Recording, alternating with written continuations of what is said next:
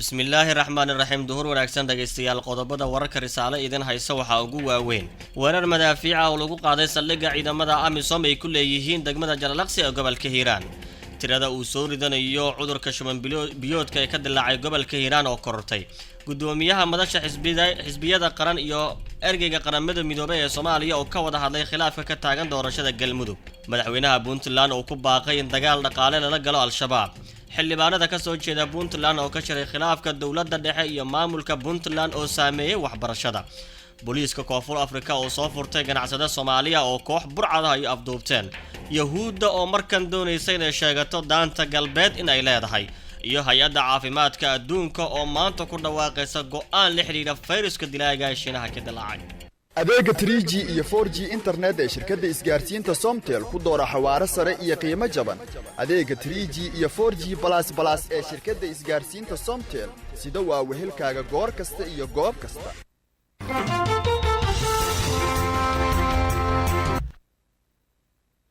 door wanaagsan mar kale saaxiibayaal waa khamiis 30 bisha koowaad ee January sanadka 2020 waxaad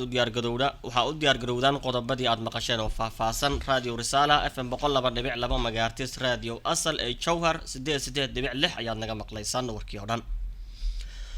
weerar madaafiic ah ayaa la soo warinayaa in lagu qaaday saldhig ciidanka Amisom ay ku leeyihiin degmada Jalalaqsi ee gobolka Hiiraan sida warkan uu ku faahfaahinayo Rijaal Cabdi Maxamed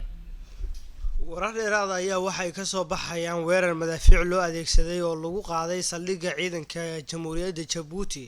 ee ka tirsan howlgalka Midowga Afrika Amisom ay ku leeyihiin degmada Jalalaqsi ee gobolka Hiiraan qaar ka mid ah shacabka ku nool degmadaasi ayaa waxay sheegeen in madaafiicdaasi ay maqleen xilli lagu jiray salaada subax ha yeeshee aysan cadeyn karin khasaaraha ka dhashay maadaama saraakiisha ciidanka Jamhuuriyadda Djibouti ee ka tirsan howlgalka Amisom Hiilwalaal ay diideen in loo dhawaado goobta lagu garaacay madaafiicda wararku waxa intaasi ku darayeen ciidamada Djibouti ay dhankooda madaafiic ugu jawaabeen xubno ka tirsan ururka al-shabaab oo madaafiic ka soo tuurayay meel ka baxsan degmada Jalalaqsi magaalada banaankeeda halkaas oo la sheegay in qaar ka mid ah madaafiicda ay ku dhaceen gudaha saldhigga ciidamada Djibouti oo ay weheliyaan ciidamo ka tirsan Hirshabeelle ayaa lagu soo waramayaa in dhaaqyo ciidan ay ka wadaan duleedka degmada Jalalaqsi ee gobolka Hiiraan walow aan weli si rasmi ah loo sheegin waxyaabaha ay ku soo qabteen howlgalkaasi mas'uuliyiinta degmada Jalalaqsi ee gobolka Hiiraan ayaa sidoo kale wax xaqiijiyeen inaysan weli ogeyn khasaaraha rasmiga ah ee ka dhashay madaafiicda ay iswadaarsadeen ciidanka Amisom ee ku sugan degmada Jalalaqsi ee Hiilwalaal iyo sidoo kale ciidamada al-shabaab ee duleedka magaalada madaafiicda ka soo tuuray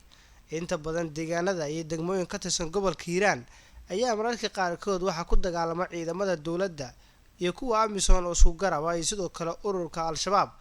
oo inta badan madaafiic ku weerara saldhigyada ciidamada Amisom ay ku leeyihiin halkaasi isla gobolka Hiiraan waxaa waayihii dambe aad uga dilaacay cudurka shuban biyoodka ah iyadoo la soo warinayo in tirada dadka uu soo ridanayo ay aad u korortay sida warbixintan uu ku eegayo Cabdiqaadir Maxamed Nuur Jakarta wararka laga helayo magaalada Beledweyne ee xarunta gobolka Hiiraan oo ka tirsan dowlad goboleedka Hirshabeelle ayaa waxa ay sheegayaan cudurkii shuban biyoodka ah ee deegaanadaas ka dilaacay oo weli taagaya heerkiisa isla markaana goobaha caafimaad ay ku yartahay agabka caafimaad iyo dawooyinka kala duwan ee looga hortago cudurkan haliska ku ah dadka tabarta daran ee la daaraadhacaya nolosha ay ka mid yihiin dadka Soomaaliyeed ee soo barakacay kuna dhaqan deegaanada kala duwan ee hoostaga magaalada Beledweyne ee Hiiraan waxaana wararka la helay ay sheegayaan inay korortay dadka cudurkaas oo soo ritay kuwaas oo ku kana nool deegaano duleedka ka ah magaalada Beledweyne ee xarunta gobolka Hiiraan isla markaana in ka badan 100 ruux la dhigay isbitaalka magaalada Beledweyne ee gobolka Hiiraan maamulka gobolka Hiiraan oo kaashanaya dowladda Soomaaliya iyo hay'adaha kala duwan ee caalamiga ee ka howlgala deegaanka ka tirsan Hirshabeelle ayaa saacadii la soo dhaafay sheegay in astaamaha lagu yaqaan shuban biyoodka ay ka mid tahay inuu sii xoogeysto maalinba maalinta ka dambaysa caafimaadkiisa taas oo keentay in dad hor leh cudurkaas uu soo ritay la geeyay isbitaalka. cudurkan shubanbiyoodka ah ee ka dilaacay beledweyne ayaa 2 toddobaad ee lasoo dhaafay waxaa u geeriyooday 12 ruux oo caruur u badan, waxaana la rumaysan yahay inuu ka dhashay saameyntii ee fatahaadihii ka dhacay gobolkaas ku yeesheen magaalada beledweyne iyo tuulooyin hoostaga oo dhowr ah. waxaana dhowaan wasaaradda caafimaadka ee dowlad goboleedka Hirshabelle ee u baaqday wasaaradda caafimaadka ee dowladda federaalka ee Soomaaliya inay gurmad degdeg ah la soo gaaraan si looga hortago waxyeelo ka dhasha fatahaadaas ama waxyeelo ka dhasha cudurka shubanbiyoodka ah. madaxweynihii hore ee Soomaaliya Sheekh Shariif Sheekh Axmed iyo wakiilka qaramada midoobay ee arrimaha Soomaaliya Ambassador James Iswan ayaa kulan ku yeeshay magaalada London ee dalkaasi Ingiriiska, waxaana ay kaga wada hadleen arrimo dhowr ah oo ay la xiriirto doorashooyinka dalka iyo sidoo kale khilaafka ka jira maamulka Galmudug. labada dhinac si gaar ah waxa ay iskula soo hadal qaadeen doorashada Galmudug inay noqoto mid howlaheeda loo wada dhan yahay, dadkuna ay ku qanacsan yihiin qabsoomida doorasho waqtigeeda ku dhacdo oo heshiis lagu wada yahay iyo sidii xal loogu gaari lahaa khilaafka u dhaxeeya dowlad goboleedyada iyo sidoo kale dowladda dhexe ee Soomaaliya. ergeyga gaarka ah ee qaramada midoobay Ambassador James Iswan waxa uu sheegay in dhammaan saamileyda siyaasadda Soomaaliya looga baahan yahay in kaalin mug leh ay ka qaataan sidii xal looga gaari lahaa arrimaha doorashooyinka oo ay dhowr jeer oo hore cabasho ay ka keeneen hogaamiyayaasha mucaaradka ah ee dalka. madaxweynaha maamulka Puntland Siciid Cabdullaahi Dani ayaa ku baaqay in dagaal dhaqaale lala galo Al-Shabaab oo aan kaliya lagu ekeenin in cudud military la isugu dayo in Al-Shabaab lagu wajaho. Cali Xasan Cali ayaa dhameystiraya warkan. madaxweynaha dowlad goboleedka Puntland Siciid Cabdullaahi Dani oo ku sugan magaalada Nairobi ee caasimadda dalka Kenya ayaa ka hadlay dagaalka lagula jiro Al-Shabaab iyo sida loogu guuleysan karo. Siciid Dani ayaa waxa uu sheegay in laga daalay dagaalka dhinaca militariga ah ee lagula jiro Al-Shabaab, ha yeeshee xalka uu ku jiro in loo wajaho dagaal dhinaca dhaqaalaha ah. madaxa Soomaalida ayuu sheegay inay dayaceen mas'uuliyadda ammaan ee dalka isla markaana qorshe laga soo abaabulay Soomaaliya lagu weeraro Kenya. dhalinyaro fara badan oo Soomaaliya oo maanta qayb ka qaadata nabadgelyo la'aantaas ama ka tirsan ama lagu beer laxawsado ururada argixisada, qayb ka mid ah waxaa ku sababaya shaqo la'aanta baahsan iyo dhaqaale xumada haysata. marka la dagaalanka fikirkan xag jirka ah iyo nabadgelyada kasoo horjeeda daawadooda maaha in lala dagaalamo oo si military ah loola dagaalamo keliya, laakiin waxay u baahan tahay si kobac dhaqaalana in loola diriro oo dadku inta lagu khaldaayo laga gooyo oo isku socodka xuduudaha Soomaalida u dhaxaysa la formaat gareeyo oo sidii had yihiin si laga bedelo oo masaalixda la isku xiro oo dadku isdhex galo oo danuhu ay isdhex galaan si nabadda loo wada ilaashado. marka arrintaasna waxaan rajeynayaa iyadana in lagu darsado qodobada la rabo in Soomaaliya iyo Kenya ay iska kaashadaan si waxyaabahan loo ilaaliyo. waxaan rabaa inaan ka tacsiyeeyo dhacdooyinka xanuunka badnaa ee isdaba joog ahaa ee dalka Kenya ay u geysteen ururada xarg jirka ah. waa runtii waa arrin xanuun badan oo dhacdadii u dambeysay Laamo iyo kuwo kale laba hal maal ay ka mid yihiin. waxa ay muujinaysaa dhinacii walaalkood uu ka xigay inay dhaxanta ka soo gasho oo Soomaaliya looga soo gudbayo. marka dowladda Soomaaliya iyo madaxda Soomaaliya haddaan nahay dabcan arrintaas ruuxadeena ceeb bay nagu noqotahay in dhulkeenu ay u noqoto hooy dad raba gobolka deganaanshihiisa inay waxyeelaan. madaxweynaha maamulka Puntland Siciid Cabdullaahi Dani ayuu waxaana uu u dambeeyay warka Cali Xasan Cali.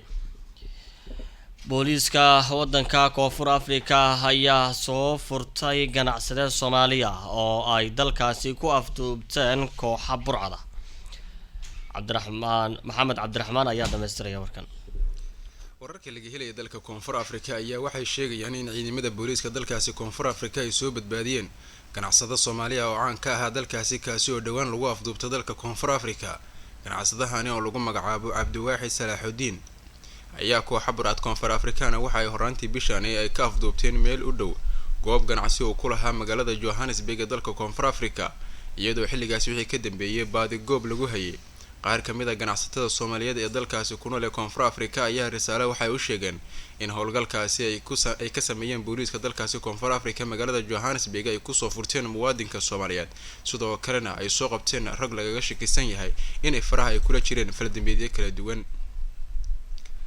dalka koonfur afrika ayaa waxa uu ka mid yahay dalalka inta badani falal dambiyeedyada boobka hantida loogu geysto dadka soomaaliyeed waxaana sanadkii tegay 2019 dalkaasi koonfur afrika lagu dilay soomaali fara badan.